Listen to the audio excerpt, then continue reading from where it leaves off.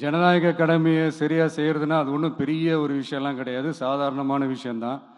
நல்லவங்க, நம்பிக்கையானவங்க, இது வரைக்கும் ஊழலே செய்யாதவங்க யாருன்னு பார்த்து தேர்ந்தெடுக்க சொல்லு. அவ்வளோதான், ஆஸ் சிம்பிள் அஸ் தட். அதுதான் அந்த கடமை.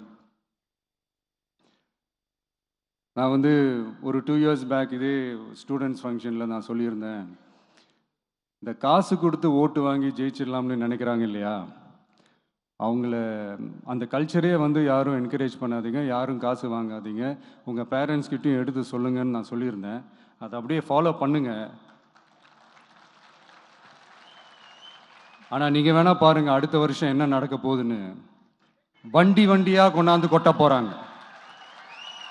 அது அத்தனையும் உங்ககிட்ட இருந்து கொள்ளையடிச்ச பணம் தான். என்ன பண்ண போறீங்க?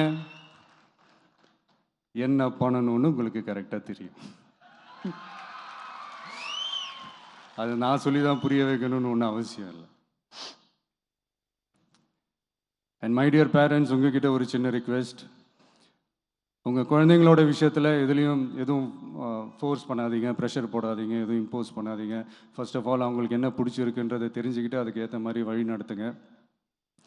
நான் டெஃபினட்டாக சொல்கிறேன், எத்தனை தடைகள் வந்தாலும் அவங்கவுங்களுக்கு பிடிச்ச விஷயத்தில், அவங்கவுங்களுக்கு பிடிச்ச துறையில் அவங்க கண்டிப்பாக சாதிச்சு காட்டுவாங்க.